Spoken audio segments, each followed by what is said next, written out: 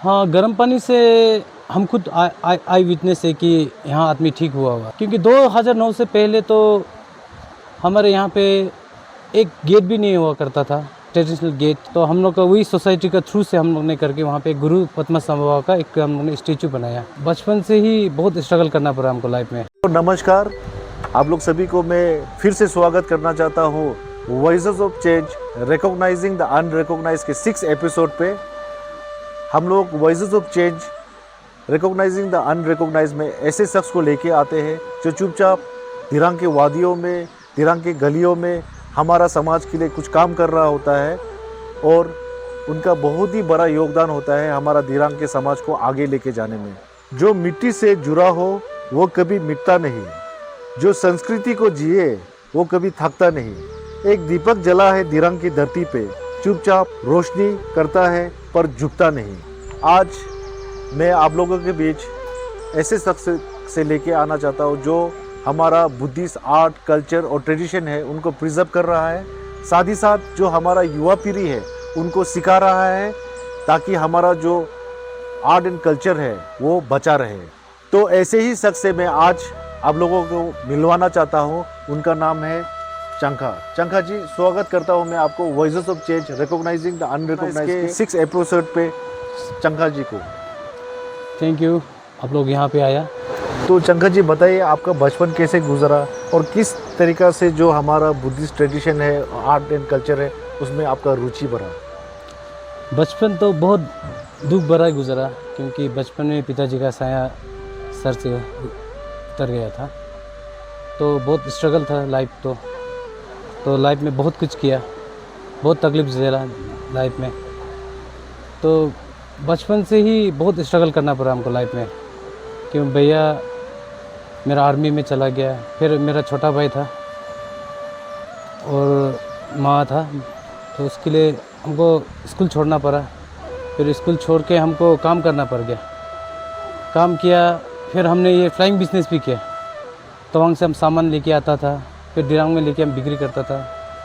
ऐसे करके फिर हम नेपाल भी जाता था, फिर वहाँ जाके कपड़ा उपड़ा भी लेके हम बिक्री किया। ऐसे करते करते बचपन से आर्ट एंड कल्चर में मेरा बहुत रुचि था और हम हमेशा फांस ही आते थे स्कूल में भी। आर्ट एंड कल्चर में कुछ भी होता है तो हम आता ही था फांस। तो 2009 का बात है, मेरा आर्ट में आने का हम आपको बता रहे हैं। तो हम लोग ने ये आपका लुआदोलंग बोल के एक जगह है नदी पार में, जो हैमिल्टन ब्रिज। जी, हैमिल्टन ब्रिज। वहाँ पे हम लोगों ने गुरु पद्मनाभा का एक स्टेचू बनाया, क्योंकि वो जगह बहुत ही डरावना था। पहले दिन को भी आदमी वहाँ से चलने के लिए डरता था उस जगह में। अच्छा, क्योंकि वहाँ पे जो हमारा जो डीसी से जो आदमी गुजर जाते हैं उनका सब कुछ वहाँ होता था। जी। एक्चुअली वहाँ आदमी का क्रियाक्रम वहीं करता है हम लोग का दिरांग का। आजकल तो अभी दूसरा जगह शिफ्ट हो गया, तो फिर वहाँ से कोई भी गुजरता डरता था। तो फिर हमारा एक सोसाइटी है बुद्धिस्ट कल्चर वेलफेयर एसोसिएशन, तो हम लोग का वही सोसाइटी का थ्रू से हम लोग ने करके वहाँ पे गुरु पद्मनाभा का एक हम लोग ने स्टेचू बनाया। तो तब से मेरा आर्ट में रुचि तो पहले से था, तो मेरा अभी ऐसे करते करते वो प्रोफेशनली बन गया मेरा। तो वहाँ पे सीखना हुआ आपको? वहाँ से सीखना भी हो गया, क्योंकि एक अच्छा गुरु हमको मिला वहाँ से। जो वहाँ एक गुरु आया था, उससे ये भी हम बहुत लिया। तो वो गुरु कौन थे आपका? उसका नाम था पेम सोनम बोल के था। कहाँ के थे वो? भूटान का था। अच्छा। तो उससे भी बहुत सीखना हुआ। और ये हम लोग ये पेंट तो करते हैं, फिर हम सीमेंट कार्विंग भी करता है, सीमेंट कार्विंग, वुडन कार्विंग।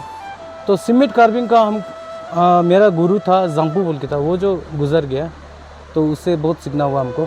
तो बेसिकली आपका लाइफ में आपने समय के साथ साथ आपको रुचि था तो आपने इंटरेस्ट लिया और सीखते भी गए जी। तो इसी दौरान किसी का आपका आशीर्वाद या साया या किसी ने आपको हेल्प किया, एनकरेज किया, आपका परिवारजन हो या कोई भी दोस्त हो या कोई भी ऐसे हुआ आपके साथ? इसमें मेरा रुचि तो था, प्लस इससे मेरा अर्निंग भी हुआ, मेरा घर परिवार भी चलने लग गया। प्लस जो मेरा टीम में था मैक्सिमम हमने, जो मेरा साथ जो लड़का लेके चलता था, कोई गांजा पीता था, कोई ऐसे दारू पीता था, तो वो लोग को हमने लेके आया। तो वो लोग को हमने सबसे पहले दारू छुटाया, फिर वो लोग को गांजा छुटाया, तब फिर हमने वो लोग को काम सिखाया।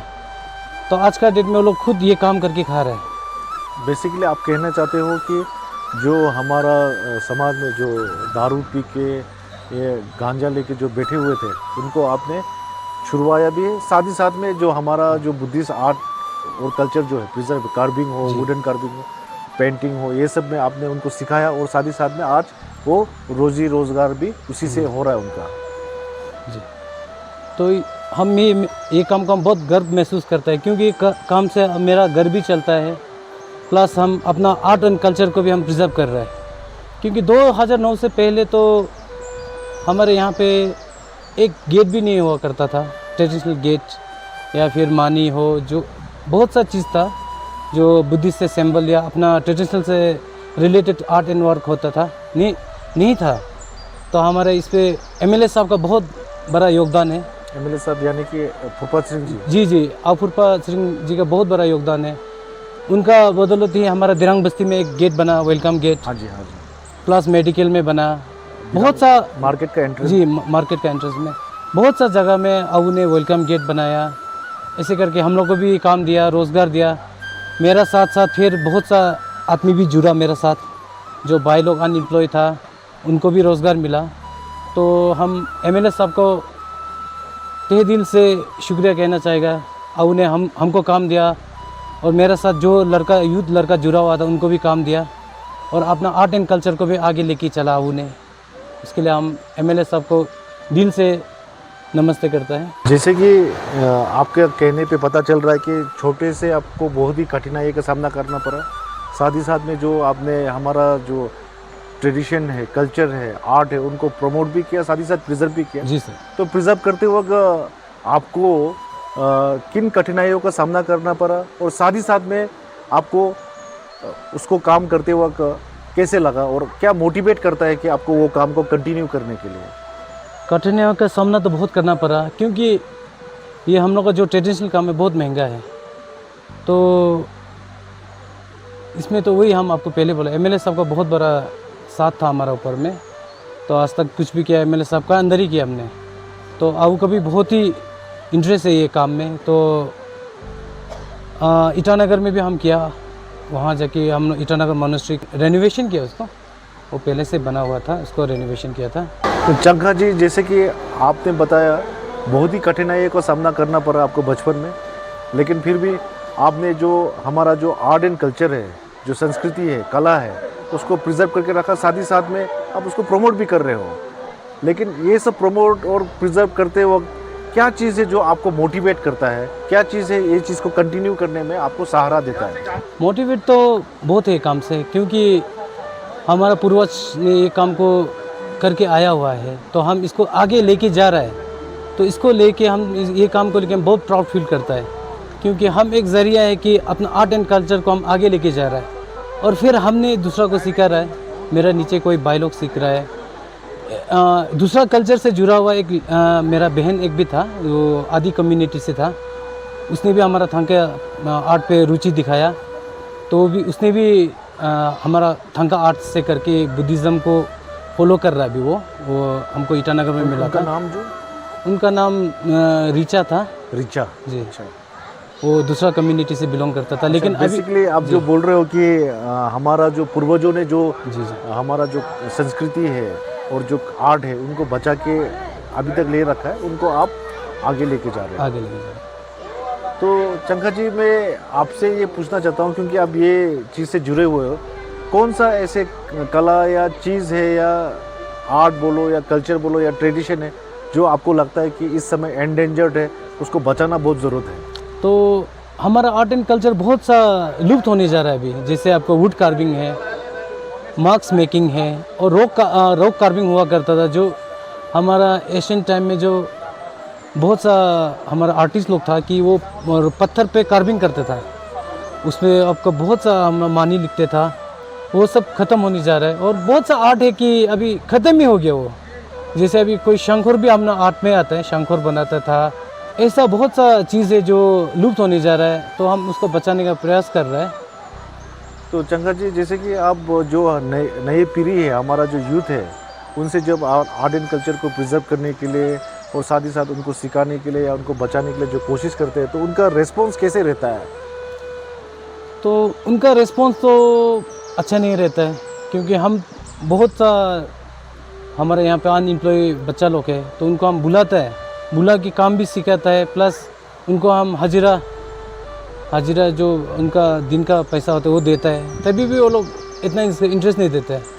अगर इंटरेस्ट देगा तो एम्प्लॉयमेंट जनरेट होगा, प्लस अपना आर्ट एंड कल्चर तो इससे प्रिजर्व होता ही होगा। तो साथ ही साथ ये आपको लगता है कि हमारा जो युवा पीढ़ी है वो हमारा जो आर्ट एंड कल्चर है उनको प्रिजर्व करके रखेंगे या वो इस विषय पे काम करेंगे? हमको आशा तो है कि हमारा युवा पीढ़ी जो है तो इसको प्रिजर्व करके रखेगा, तो कोशिश भी कर रहे हैं हम इसका ऊपर में। जैसे कि चंखा जी, आप ये हॉट स्प्रिंग का गार्जियन है, इनका देख रेख आप कर रहे हो, इनको बचा रहे हो, इनको प्रोटेक्ट कर रहे हो, तो हॉट स्प्रिंग का जो अभी यहाँ पे हमारा जो आर्ट और कल्चर जो है उसको देखने मिल रहा है, यहाँ पे इंसेंस को जलाने का सांगबूम है, और ये जो हमारा लक्की साइंस है उसको भी बहुत ही खूबसूरत तरीक़ा से वो करके रखा है। तो इनको कैसे इंस्पायर हुआ और साथ ही साथ आपको कहीं से मदद मिला, या फिर इसको प्रोटेक्ट करने में किन किन कठिनाइयों का सामना करना पड़ रहा है, और साथ ही साथ आपको इसको बचाने में या बनवाने में या बनाने में किन का सहयोग रहा? सबसे पहले तो हमारा एमएलए साहब का ही इसमें योगदान रहा। इसको हम लोग बनाया था कि 2016 को, तो इसको बनाते बनाते 1 साल लग गया। हम लोग 2017 का इसका इनॉग्रेशन हुआ। ये हॉट स्प्रिंग को साफ़ सुथरा रखने में कंटिन्यू जो एफर्ट लगता है उस पर किन किन कठिनाइयों का सामना करना पड़ता है? हॉट स्प्रिंग को साफ़ सफाई के लिए बहुत कठिन है, क्योंकि ये टूरिस्ट प्लेस है, बहुत सारे टूरिस्ट आते हैं यहाँ पे। तो हमने यहाँ पे 5-6 डस्टबिन भी इंस्टॉल करके रखा हुआ है। तो पहले यहाँ पे टॉयलेट नहीं था, हम लोग टॉयलेट बनाया, और लेडीज़ लोग के लिए हम लोग बाथरूम बनाया। तो इसको साफ़ सफाई के लिए हम लोग एक टीम बना के रखा हुआ है यहाँ पे। कोई बाथरूम साफ़ करता है, कोई 2 पॉन्ड है, 2 पॉन्ड को साफ़ करता है, और डेली झाड़ू होता है यहाँ पे। हाइजीन बहुत मेंटेन करता है यहाँ। गर्म पानी से जैसे कि हेल्थ बेनिफिट है बताता है, तो आपने देखा है कि किसी को हेल्थ बेनिफिट हुआ हो गर्म पानी से या हॉट स्प्रिंग से? साथ ही साथ इसका जो क्या इम्पोर्टेंस है? हाँ, गर्म पानी से हम खुद आई विटनेस है कि यहाँ आदमी ठीक हुआ हुआ, क्योंकि एक क्या चीज़ में ठीक हुआ है? जी 2 अंकल आया हुआ था यहाँ से, वो ईटानगर से आया था। वो उनका बॉडी में पूरा स्किन डिजीज़ हुआ था। तो किसी ने बोला कि हमारा यहाँ पे एक गर्म पानी बोल के एक जगह है, हॉट स्प्रिंग, आप यहाँ जाके स्नान कीजिए तो आपका ये बीमार ठीक होगा। तो वो लोग मेडिकल से बोल दे कि आपका ये बीमार ठीक नहीं होगा। तो वो लोग एकदम बहुत तकलीफ में था। तो हम लोग देखा था पूरा फुल बॉडी और उसका स्किन डिजीज़ था। तो उस टाइम में हम लोग ठीक इसमें काम कर रहा था। तो वो लोग खाना खाता है, नहाता है, खाना खाता है, नहाता है। 1 महीना के अंदर उनका स्किन डिजीज़ जो था पूरा ठीक होके चला गया यहाँ से। तो बहुत खुश हुआ वो लोग, आसाम से था। अच्छा, बेसिकली आप कहना चाहते हो कि स्किन डिजीज़ में ठीक होता है और मतलब हेल्थ बेनिफिट है? जी जी, स्किन डिजीज़ से बोल के नहीं है सर। जैसे आपको बोन का प्रॉब्लम रहता है, आपका बोन अच्छा होता है, यहाँ तक कि यूरिक एसिड का जो हमको पेन रहता है उस पर रिलीफ होता है। और ऐसे मानते हैं कि जैसे किडनी का आप डायलिसिस करता है वो भी पानी में करता है। तो जैसे हम लोग अंदर का जो ऑर्गन रहता है, जैसे किडनी सिर्फ नहीं, बहुत सारा ऑर्गन है, जैसे हम लोग ब्लॉकेज हो जाता है अंदर में, विंग्स में ब्लॉकेज हो वो खुल जाता है। बेसिकली आप ये कहना चाहते हो कि रिजुबिनेट हो जाते हैं? जी जी जी जी, जिसका एंजाइटी का प्रॉब्लम है वो भी अच्छा हो जाता है, नींद नहीं आता है, बेचैनी रहता है। यहाँ आप आके कम से कम आप 2 घंटा या 1 घंटा आप बैठिए, आपको नींद इतना अच्छा आएगा, आपका बॉडी इतना रिलीफ महसूस करेगा आप। बेसिकली आप ये कहना चाहते हो कि हेल्थ, मेंटली और स्पिरिचुअली बेनिफिट इनका हॉट स्प्रिंग का मिलता है? क्योंकि हम लोग इसको एक शो मानता है, सो हम लोग इसको पूजा करता है, तो धर्म से भी जुड़ा हुआ है, प्लस हम लोग का बॉडी को तो ये बेनिफिट पहुँचाता ही है। आप बहुत ही हम्बल वे में काम कर रहे हो, लेकिन आपका काम जो बहुत ही इम्पैक्टफुल है, तो क्या आप अपने आप को चेंज मेकर के तौर पे देखते हो? मैं अपने आप को चेंज मेकर के तौर पे तो नहीं देखता हूँ। जो काम कर रहा हम कंटिन्यू करना चाहता है। तो हम हमारे युवा पीढ़ी जो दिरांग के जो जवान लड़का लड़की है, सबसे एक अनएम्प्लॉयड जो बैठा हुआ है, बहुत सा काम है आप कर सकते हैं, सिर्फ नौकरी बोल के नहीं है। जैसे आप हमारे यहाँ टूरिज़्म आज का डेट में दिरांग बहुत ज़्यादा टूरिस्ट फ्लो होता है दिरांग में। तो आप टूरिज़्म में आ सकते हैं, आप होटल कर सकते हैं या टूरिस्ट गाइड कर सकते हैं, उससे भी आपका इनकम वो होगा। और हमारा एमएलए साहब तो हमारा यंग जनरेशन के साथ है ही है, हमारे युवा लोग के साथ है ही है। आप उनको जाके भी आप अप्रोच कर सकते हैं। तो चंखा जी ये बताइए कि हमारा जो युवा पीढ़ी है जो डिस्कनेक्टेड है अपने रूट से और कनेक्टेड होना चाहता है, तो वो किस तरीक़ा से कनेक्ट हो सकते हैं? हमारा जो युवा पीढ़ी है, हम इसमें आपको एक बात और जोड़ना चाहेगा, क्योंकि ड्रग्स बहुत ज़्यादा हो गया हमारा दिरांग में। तो कोई बोलता अनएम्प्लॉय का सवाल ही पैदा नहीं होता। अगर आप करना चाहता है तो बहुत सा चीज़ से आप कर सकते हैं। जैसे आर्ट एंड कल्चर में आइए, टूरिज़्म में आइए, या फिर आप प्लम्बिंग कीजिए, आप वायरिंग कीजिए। ये काम छोटा नहीं है। अब देखने में इसको आप छोटा लगता है, लेकिन इस पर बहुत सा पैसा है जो बाहर असम से, बाहर स्टेट से आके यहाँ आके कमा के जा रहा है। जैसे आप ITI है, ITI से आप सीखिए, वायरिंग का काम सीखिए, प्लम्बिंग का काम सीखिए। इस पर आपका एम्प्लॉय जनरेट होगा। तो आपका तरफ से हमारा जो युवा पीढ़ी है या समाज है, आपका काम को लेके या किस चीज़ से आपको याद करना चाहिए, या आप क्या मैसेज देना चाहते हैं? हम मैसेज तो ये देना चाहेगा कि आप ऐसे मत बैठिए घर पे। आप घर पे ऐसे बैठेगा तो आपका दिमाग काम नहीं करेगा, उल्टा पुल्टा विचार आएगा। आप काम कीजिए। काम छोटा बड़ा नहीं होता है, काम तो काम होता है, उसके लिए आप काम कीजिए सब। तो चंखा जी, माहौल को थोड़ा लाइटन करने के लिए हम लोग करते हैं रैपिड फायर राउंड, जिसपे मैं आपको 2-3 क्वेश्चन पूछूंगा। एक ऐसा समय जो आपका फेवरेट है? सुबह का समय मेरा सबसे फेवरेट है, क्योंकि दोबारा हम जन्म हुआ जैसे लगता है। एक एनर्जी के साथ हम उठता है, हम अपना समाज के लिए, अपना दिरांग के लिए हम कुछ करेगा सोचते हैं। तो बहुत ही एक रिसाउंडिंग बात कहा है आपने, बहुत ही एक इम्पैक्टफुल बात कहा है आपने। बुद्धिस्ट सिंबल या बुद्धिस्ट मंत्र या कोई भी एक चीज़ जो आपका सोल को रिफ्लेक्ट करता हो? हम मानी को हम वो करता है, ओम माने पे मैं हूँ, जो अवलोकितेश्वर का मंत्र है। गर्म चाय या हॉट स्प्रिंग, कौन आपको रिफ्रेश करता है? हमको रिफ्रेश करता है गर्म पानी। गर्म चाय से तो पीने वाला गर्म पानी है, ये हॉट स्प्रिंग? हॉट स्प्रिंग, अच्छा, जिस पे आप नहा के आप रिफ्रेश हो जाएगा। गर्म चाय पी के तो आप बीमार हो जाएगा।